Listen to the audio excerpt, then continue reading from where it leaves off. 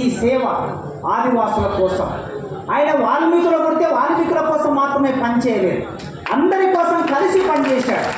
ఆదివాసి చట్టం అంటే 170 చట్టాన్ని రక్షించాలి అని అంటే 170 చట్టం అనేది కేవలం వాల్మీకుల కోసం మాత్రమే కాదు, అది అందరికి ఉపయోగపడుతుంది. గోండులకు ఉపయోగపడుతుంది, కోయలకు ఉపయోగపడుతుంది, భగతకు ఉపయోగపడుతుంది, అన్ని తెగలకు ఉపయోగపడుతుంది. కనుక ఆయన చట్టాల రక్షణ కోసం పోరాటం చేశాడంటే ఆదివాసులు అందరి కోసం పోరాటం చేశాడనే విషయాన్ని మనం అందరం అర్థం చేసుకోవాలి. మన అందరి హృదయాల్లో ఏలియా గారు ఉన్నారు. అయితే ఆయనకు ఒక వారసత్వం వచ్చింది. ఆ వారసత్వం ఎక్కడి నుంచి వచ్చింది?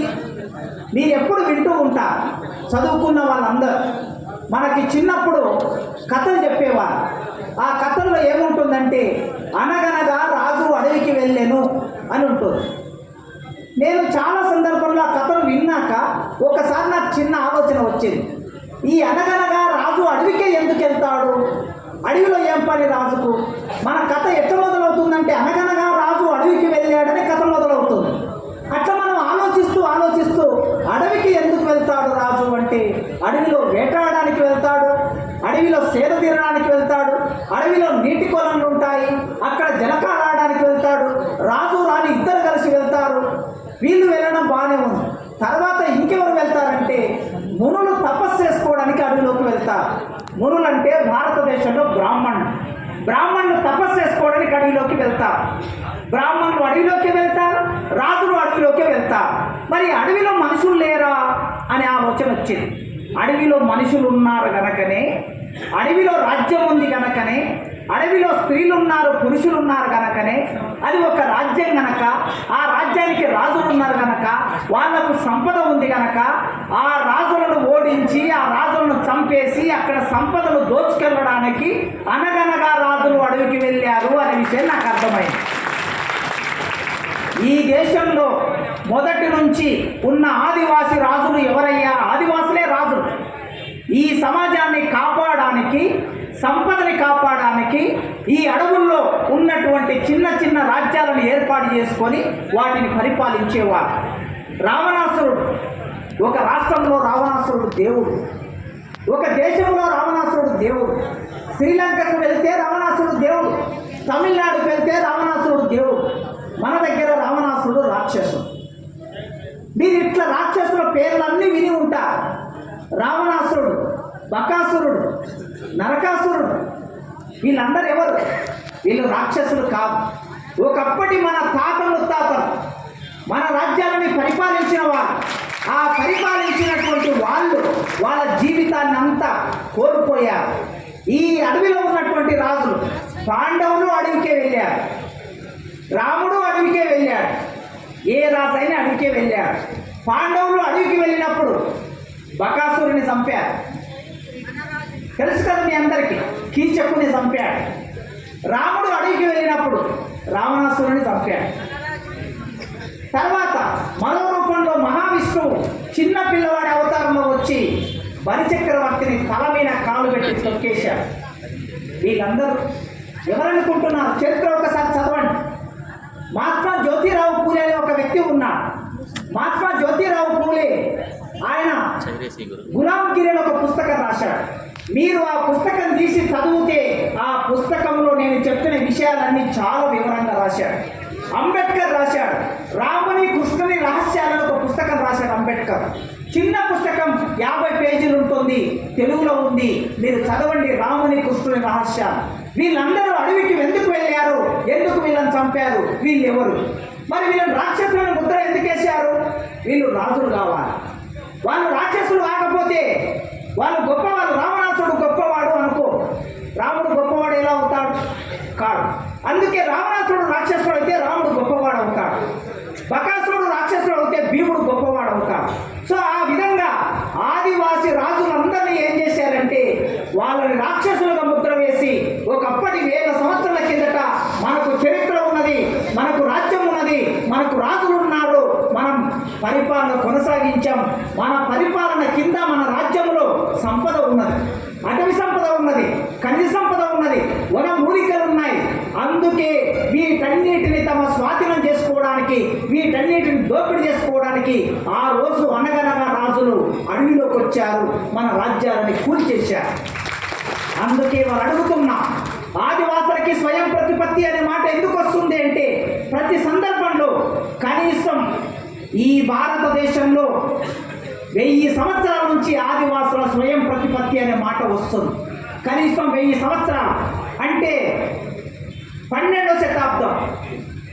12వ శతాబ్దం అంటే కాకతీయ రాజు, రాణి రుద్రమ ఇక్కడ పరిపాలించినటువంటి వాళ్ళందరూ కాకతీయులు ఈ ప్రాంతాన్ని పరిపాలించినప్పుడు దండకారణ్య రాజ్యం అని. ఈ దండకారణ్య రాజ్యాన్ని పరిపాలించిన కాకతీయుల కాలంలో సమ్మక్క సారక్క, ఈ సమ్మక్క సారక్క ఆదివాసీ రాజ్యాలు. ఈ ఆదివాసీ రాజ్యాల మీద ప్రతాపరుద్రుడు యుద్ధం చేశాడు. వర్షాలు లేవు, వర్షం రాకపోవటం మూలంగా పంటలు పండకపోవటం మూలంగా పన్ను కట్టలేకపోయారు. పన్ను కట్టకపోతే అప్పుడు ప్రతాపరుద్రుడు ఆదివాసుల మీద యుద్ధం చేశాడు. యుద్ధం చేస్తే సమ్మక్క సారక్క వాళ్ళ భార్య, వాళ్ళ భర్త, వాళ్ళ మగవాళ్ళందరూ కలిసి ప్రతాపరుద్రుడికి వ్యతిరేకంగా పోరాటం చేశారు. ఆ పోరాటంలో ఆదివాసులు ఓడిపోయారు తప్ప ఈ చరిత్రలో ఆదివాసులు ఎన్నడూ పారిపోలేదు, వెన్ను చూపెట్టలేదు. వెంటలా గుర్తుపెట్టుకోండి. సమ్మక్క సారక్క ఓడిపోయారు, చనిపోయారు, కానీ వెన్ను చూపెట్టి పారిపోలేదు. ఆనాడు కాకతీయులకు వ్యతిరేకంగా జరిగిన పోరాటం నుంచి మొదలు పెడితే ఈనాటి వరకు 2025 వరకు ఏలియా గారు చేసిన పోరాట వారసత్వం ఎక్కడ ఉందంటే అక్కడ ఉంది, సమ్మక్క సారక్క దగ్గర. సమ్మక్క సారక్క మొదలుపెట్టిన పోరాటం అది అక్కడితో ఆగిపోలేదు. ఆ తర్వాత బ్రిటిష్ వాడు వచ్చాడు ఇండియాకి.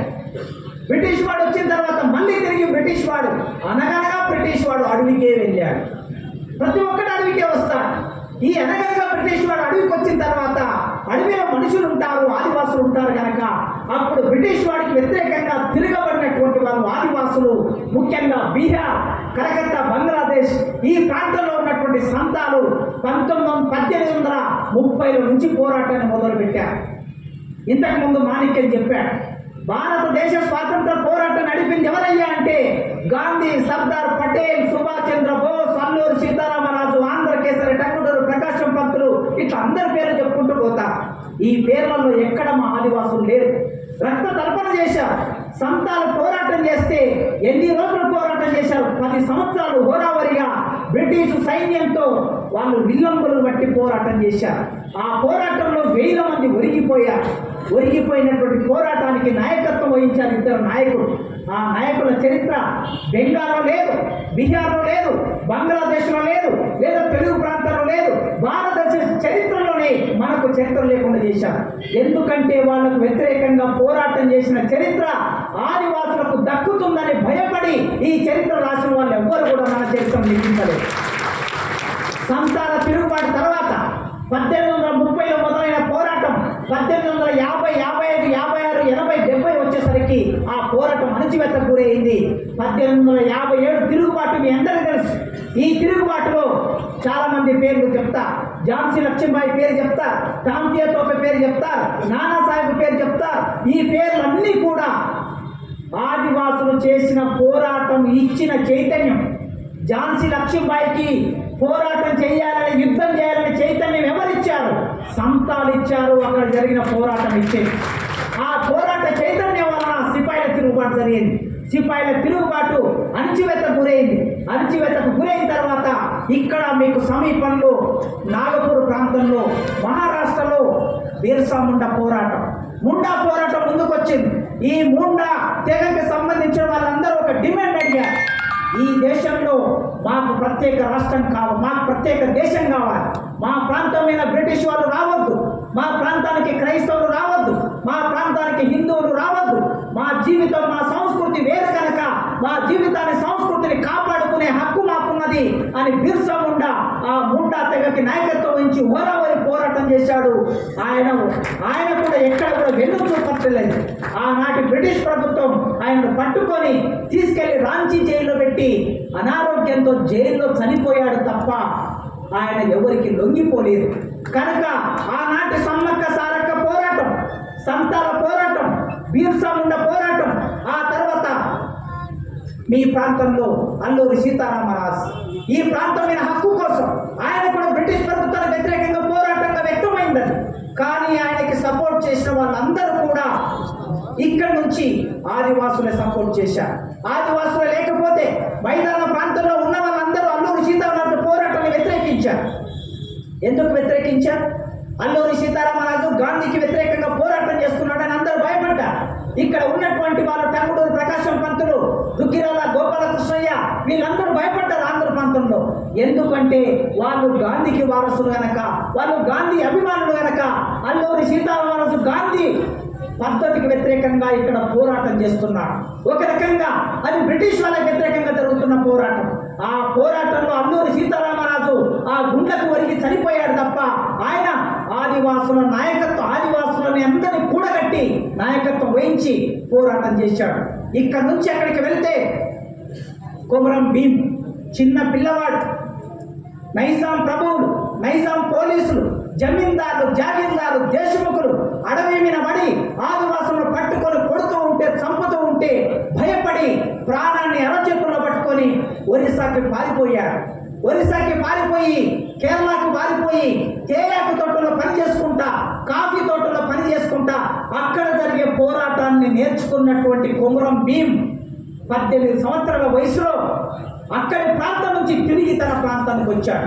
నా ప్రజలు, నా జాతి, నా ప్రాంతం, నా నేల, నా భూమి, వీళ్ళని నేను రక్షించాలని తిరిగి తన ప్రాంతానికి వచ్చి ఆనాటి నైజాం ప్రభుత్వానికి వ్యతిరేకంగా ఆదివాసులని కూడగట్టి జల్ జంగల్ జమీన్ అనే నినాదం ఇచ్చి గోదావరి పోరాటం నడిపి ఆ పోరాటంలో ఒరిగిపోయినటువంటి వాడు కొమరం భీం. ఇట్లా ఆదివాసి పోరాటం చెబితే భారతదేశమంతా పోరాటాల చరిత్ర అంటే ఏమిటయ్యా అంటే, ఈ దేశంలో పోరాటాల చరిత్ర అంటే ఆదివాసుల చరిత్ర తప్ప ఇంకొక చరిత్ర లేదు. ఎందుకంటే వాళ్ళు నిస్వార్థమైన జీవులు.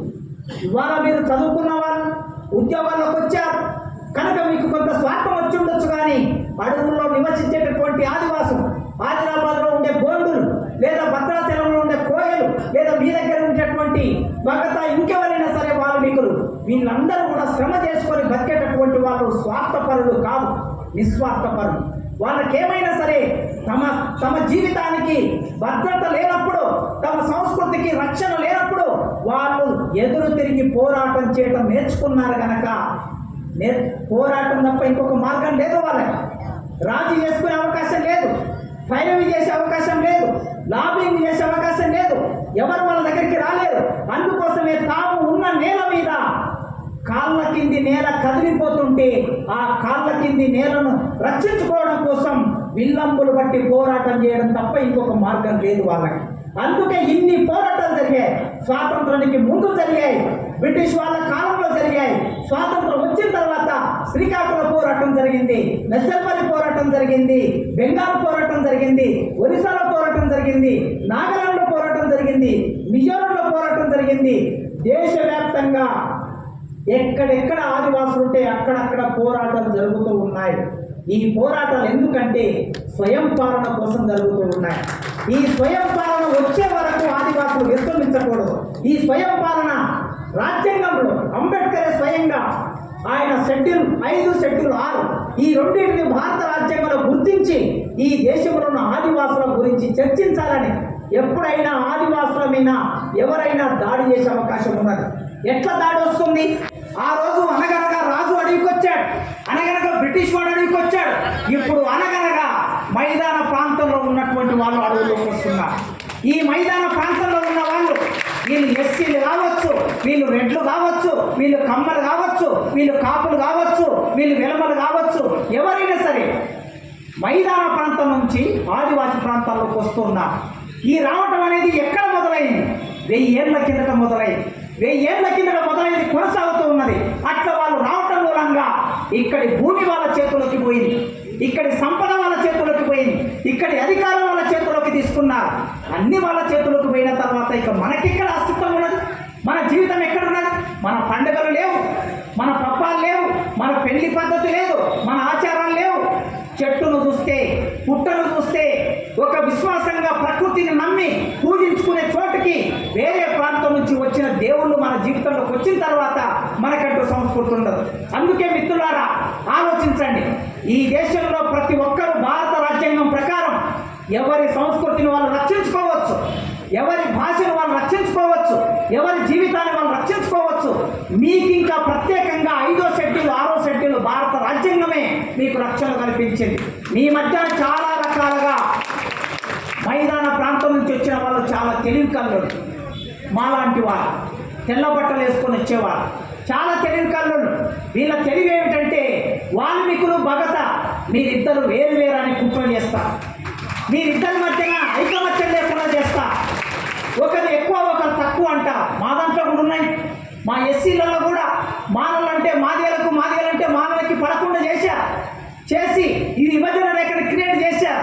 ఆ రోజు బ్రాహ్మణులు క్రియేట్ చేశారు, ఇప్పుడు రాజకీయ నాయకులు క్రియేట్ చేసి మీరు ఒకరికన్నా ఒకరు ఎక్కువ, డక్కల కన్నా మాదిగలు ఎక్కువ అంటాడు, పంబాల కన్నా మానవులు ఎక్కువ అంటాడు, దాసర్లు ఇంకా ఎక్కువ అంటాడు. అట్లా ఎక్కువ అని 59 కులాలు ఉన్నటువంటి మానవాదిగల్ని కలవకుండా ఒక దగ్గర ఉండకుండా రాజ్యాంగంలోకి రాకుండా చేశారు.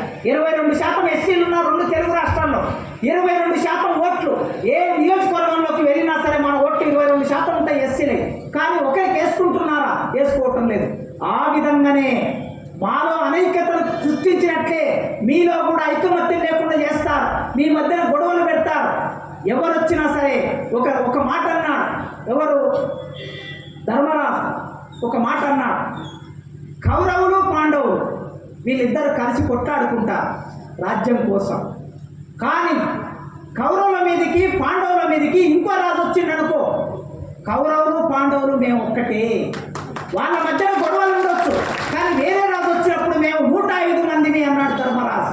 అందుకే మీరు ఆదివాసులు ఎన్ని తెగలు ఉన్నాయో అన్ని తెగలు మీరు అందరూ ఒకటే. వీళ్ళ ఎవరికి తేడా లేవు.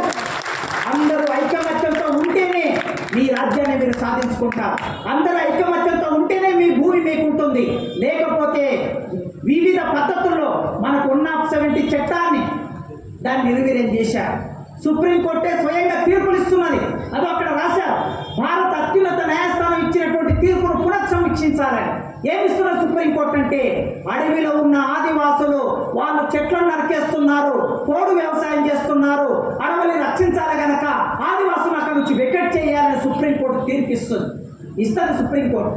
ఎందుకంటే సుప్రీంకోర్టు ఆ తీర్పులు ఇచ్చే దగ్గర ఆదివాసులు లేరు కదా. ఆ తీర్పులు ఇచ్చే వాళ్ళు అందరూ ఎవరు? వాళ్ళు పైకులాల వాళ్ళు.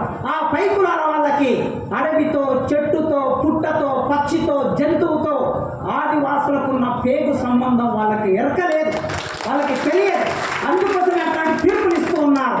ఈ అడవి మీ జీవితంలో భాగం. అడవి మీరు వేరు కాదు. అందుకే మీ శరీరంలో రక్తం ప్రవహిస్తుంది. ఆ రక్తంతో పాటు ఒక చెట్టు ప్రవహిస్తుంది. ఆ రక్తంతో పాటు ఒక పక్షి ప్రవహిస్తుంది. ఆ రక్తంతో పాటు ఒక జంతువు ప్రవహిస్తుంది. ఆ రక్తంతో పాటు అడవిలో దొరికే సకల సంపద మీ రక్తంలో ప్రవహిస్తుంది. కనుక అడవిని మీ నుంచి వేరు చేయడానికి వీల్లేదు. రాజ్యాంగం మీకు కల్పించినటువంటి అది హక్కు కనుక ఆ హక్కును కాపాడుకోవాలంటే మీరు ఐకమత్యంగా ఉండాలి. ఐకమత్యంగా ఉండటంతో పాటు ఇంతకుముందు రాజారావు గారు చెప్పారు కదా, చైతన్యం పోయింది, మీటింగ్లకు రావటం లేదు, పోరాటాలకు రావటం లేదు, ఎవరి పనులలో వాళ్ళు ఉంటున్నారు అని ఒక ఆందోళన వ్యక్తం చేశారు. నిజమే, ఈ దేశంలోనే యువతరం ఏమైపోయింది, యువతరానికి ఏమైందంటే అర్థం కావటం లేదు. మత్తులోకి వెళ్ళిపోయారు. ఒక ప్రాంతంలో గంజాయి మత్తు, ఒక ప్రాంతంలో డ్రగ్స్ మత్తు, ఇంకో ప్రాంతంలో సారా మత్తు, ఇంకో ప్రాంతంలో రాజకీయ మత్తు, మరో ప్రాంతంలో మతం మత్తు. ఇవన్నీ మత్తులన్నిటిని మన మీద చల్లుతూ ఉన్నారు. ఈ మత్తు నుంచి బయటపడకపోతే మీరు ప్రమాదానికి గురవుతారు. ఈ తరంలో ఉన్నటువంటి 30 ఏళ్ళు, 35 ఏళ్ళు, 40 ఏళ్ళు ఉన్నటువంటి యువతరమా, మీరు ఆలోచించండి. మీ తాత ముత్తాతలు ఒక బిర్సా ముండా, ఓ కొమరం భీం, ఓ రామ్జీ గోండ్, వీళ్ళందరూ సమ్మక్క సారక్క వాళ్ళు పోరాటం చేస్తేనే ఇవాళ మీకు ఈ హక్కులు వచ్చినాయి. ఏలియా గారు పోరాటం చేస్తేనే మీకు ఈ చైతన్యం వచ్చింది. మీరు పోరాటం చేయకుండా మౌనంగా ఉంటే రేపు ఈ దేశంలో మీకు అవకాశం లేకుండా పోతుంది. ఇంకొక 50 ఏళ్ల తర్వాత, 100 ఏళ్ల తర్వాత కథలు ఎలా మొదలవుతాయంటే, అనగనగా పాడేరులో వాల్మీకులు అనే ఒక తెగ ఉండేది అని కథ మొదలవుతుంది. అంటే ఇక వాల్మీకులు ఉండదు ఇక్కడ. వాల్మీకులు అందరూ ఎక్కడెక్కడ వెళ్ళిపోతారు. ఎవరో పెద్దవాళ్ళు ఏం చెప్తారంటే, అనగనగా ఒక భగత అనే ఒక తెగ ఉండేది, వాల్మీకి అనే ఒక తెగ ఉండేది, కొండరెడ్డి అనే ఒక తెగ ఉండేది అని మీరు చరిత్రలో, కథల్లో, పాఠాలుగా మారిపోయే ప్రమాదం ఉంది. అందుకే మీరు మీ జీవితాన్ని రక్షించుకోవడానికి మీరు ఏ మత్తులకి గురి కాకండి. చదువు అనేది మనందరికి ఒక ఆయుధం. అంబేద్కర్ ఇచ్చిన ఆయుధం. ఆ చదువు వలన చైతన్యం వస్తుంది. ఆ చైతన్యం వలన పోరాడే శక్తి వస్తుంది. ఆ పోరాటం వలన రాజ్యాధికారం వస్తుంది. రాజ్యాధికారం వలన సంపద మీద హక్కు వస్తుంది. కనుక చదువుకు దూరం కాకండి. ఈ ప్రాంతంలో చాలామంది చదువుకున్నారని విన్నాను నేను. మా తెలంగాణ ప్రాంతంలో ఆదివాసీ గూడాల్లో అక్షరాస్యత చాలా తక్కువగా ఉంటుంది. కానీ ఈ ప్రాంతంలో అక్షరాస్యత చాలా ఎక్కువగా ఉన్నది. చాలా సంతోషం. ఉద్యోగులు కూడా కొద్ది మేరకు ఉన్నారు. కానీ మీ చదువు అనేది 10th క్లాస్ దగ్గర, ఇంటర్మీడియట్ దగ్గర, డిగ్రీ దగ్గర ఆగిపోకూడదు. మీ చదువు అనేది ఉన్నత చదువులోకి వెళ్ళాలి. ఉన్నత చదువుల్లోకి వెళ్ళాలంటే మీరు ఇక్కడ చిన్న చిన్న వాటికి బానిసలు అవుతూ ఉన్నారు. గంజాయి పంట పండిస్తే ఆ గంజాయి పంటతో ఎవడో వ్యాపారం చేస్తాడు. కోట్ల రూపాయల వ్యాపారం చేస్తాడు. వాడు కోటీశ్వరుడు అవుతాడు. లక్షల కోట్ల రూపాయలు వాడు సంపాదిస్తాడు. నీకు వచ్చేది 500, నీకు వచ్చేది 1000 రూపాయలే, వాడికి వచ్చేది 1 కోటి రూపాయలు. కనుక వారి కోసం నీ జీవితాన్ని ధ్వంసం చేసుకోవద్దు. వారి కోసం నీవు బానిస కావు. వాడి కోసం నీవు మత్తులో మునిగిపోకూడదు. నీవు మత్తులో మునిగిపోయావంటే మొత్తం నీ కుటుంబం భగ్నం అవుతుంది. నీ సమాజం భగ్నం అవుతుంది. ఈ దేశం భగ్నం అవుతుంది. ఈ దేశంలో కోట్లాది మంది ఆదివాసుల జనాభా 10% ఆదివాసుల జనాభా ఉన్నది. 10% అంటే 100కి 10 కోట్ల మంది. 140 కోట్లలో ఈ దేశంలో 15 నుంచి 20 కోట్ల మంది ఉంటారు. మీరు 20 కోట్ల మందికి సంబంధించిన సమస్య ఇది. 20 కోట్ల మందిని చైతన్యం చేయడానికి మీరందరూ ఒక్క తాటి మీదకి రావాలి. ఆ బాధ్యత ఎవరి మీద ఉందంటే యువతరం భుజాల మీద ఉన్నది. రాజ్యాంగం మీద చేతిలో పట్టుకోండి. రాజ్యాంగమే మనకు రక్ష. ఆ రాజ్యాంగాన్ని చేతిలో పట్టుకొని ముందుకు వెళ్ళండి. మీ ప్రాంతంలో వివిధ ఉద్యోగాల్లో ఉంటారు. టీచర్లు ఉంటారు, ఎంఆర్ఓలు ఉంటారు, ఎంపీటీ వాళ్ళు ఉంటారు, పోలీసులు ఉంటారు, కానిస్టేబుల్ ఉంటారు. ఎవరైనా సరే మీరు వివిధ ఉద్యోగాలు చేయొచ్చు. ఇక్కడ చాలామంది పోలీసులు ఉండొచ్చు. ఎన్నెల ఏం మాట్లాడుతుంది, కాసిం ఏం మాట్లాడుతుంది, రాసుకుపోయి రిపోర్ట్ చెప్పాలనే పోలీసులు ఉండొచ్చు. ఆ పోలీసులు కూడా మన వాళ్ళే ఉంటారు. నేను అన్నలకి తమ్ములకి విజ్ఞప్తి చేస్తున్నా, మీరు ప్రభుత్వానికి చెప్పండి, మంచిగా రాయండి. కాసిం ఏం మాట్లాడాడంటే ఆదివాసుల హక్కులు పోతున్నాయి, వాళ్ళ చట్టాలు పోతున్నాయి. కనుక హక్కులని చట్టాలను రక్షించుకోవడానికి వాళ్ళందరూ ఒకటిగా కావాలని చెప్పారని మాత్రం మీరు రిపోర్ట్ ఇవ్వండి. అట్లా రిపోర్ట్ ఇస్తేనే ఆ ప్రభుత్వానికి కొద్దిగా తెలుస్తుంది. మిత్రులారా, ఏలియా గారి వారసత్వాన్ని కొనసాగించడానికి మీరందరూ ఇక్కడికి వచ్చారు. ప్రతి మనిషి పుట్టడం, పెరగడం, గిట్టడం సహజమని మీకు చెప్పారు. చివరికి ఒక విషయం చెప్పి ముగిస్తాను. ఎండాకాలం రేగుముళ్ళు, ఎండాకాలంలో ఒక రేగుముళ్ళు గాలికి కొట్టుకొచ్చిందట. గాలికి కొట్టుకొచ్చి వాకిట్లో, మీ ఇంటి ముందర వాకిట్లో పడిందట.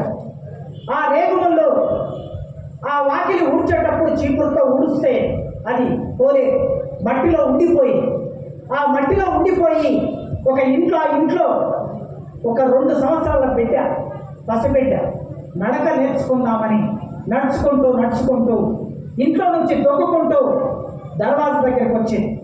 దర్వాజా పట్టుకొని లేచి నిలబడ్డారు. బయటకు ఒక అడి వేసింది. ఒక కాలు వెనక ఉంది ఇంట్లో, మరో కాలు బయటకు వచ్చింది. ఆ వెనుక ఇంట్లో ఉన్నటువంటి కాలును లేపేసరికి ఆ కాలు గడపకు తలిగి ఆ బిడ్డ కింద పడిన బిడ్డ ఏడ్చుకుంటా మళ్ళీ లేచి నిలబడ్డది. నడవాలనే కోరిక బిడ్డకు ఉంది కనుక మనసులో లేచి నిలబడాలనే కోరిక ఉంది, నడవాలనే కోరిక ఉంది. లేచి నిలబడ్డది. గోడను పట్టుకొని నడుచుకుంటూ 2 అడుగులు వాకిట్లోకి వచ్చింది. ఆ వాకిట్లో ఆ మట్టిలో ఉండిపోయిన రేగుముళ్ళు ఆ పాప కాలికి గుచ్చుకున్నది. వెంటనే ఆ పాప కాలు నుంచి రక్తం కారేది. అప్పుడు రేగుముళ్ళు అనుకున్నదట, నాది ఒక బతికేనా, పాలు తాగే పసిబిడ్డ కాలు నుంచి రక్తం కళ్ళ చూశాను, నా జీవితం వేస్ట్ అనుకున్నదట. కానీ అదే రేగు కంపని తీసుకెళ్ళి రైతు పంటకి పశువులు మేయకుండా చుట్టుముట్టు కంచె పెట్టినప్పుడు రేగుముళ్ళు అనుకున్నదట, నా జీవితానికి ధన్యత ఏర్పడింది, నా జీవితానికి ఒక సార్థకత ఏర్పడింది, ప్రపంచానికి అన్నం పెట్టే పంటకి నేను కాపలా కాస్తున్నా అనుకున్నదట. రేగుముళ్ళకి ప్రాణం లేదు, రేగుముళ్ళకి ఆలోచన లేదు, రేగుముళ్ళు అన్నం తినదు, రేగుముళ్ళు నిద్రపోదు, రేగుముళ్ళు మనలాంటివి కాదు. కానీ ఆ రేగుముల్లో ఒక సార్థకత, జీవితానికి ఒక ప్రయోజనాన్ని ఎన్నుకున్నది. మరి మనం మనుషులం, అన్నం తింటాం, పెరుగుతాం, ఆలోచిస్తాం, ఉద్యోగం చేస్తాం, పని చేస్తాం, ఆలోచన ఉంది కనుక మన ఆలోచన, మన పని దేనికోసం ఉండాలంటే ఎదుటి వాడి కోసం ఉండాలి. ఎదుటి వాళ్ళ కోసం, వారిని విముక్తి చేయడం కోసం, వారిని గొప్పవాళ్ళని చేయడం కోసం, సమాజాన్ని చైతన్యం చేయడం కోసం మన ఆలోచన ఉండాలి. అట్లాంటి ఆలోచన డాక్టర్ ఏలియా చేశారు. ఆయన సంస్కరణ సభలో ఇవాళ మీరందరూ అట్లాంటి ఆలోచన కలిగి ఉండి ఈ పాడేరు ప్రాంతమే కాదు, మొత్తం 2 తెలుగు రాష్ట్రాల్లో ఉన్న ఆదివాసులందరూ ఒకటై మీ దండకారణ్య రాజ్యాన్ని మీరు సాధించుకోవాలని కోరుకుంటూ నాకు ఈ అవకాశం ఇచ్చినందుకు మీ అందరికీ వందనాలు. Thank you.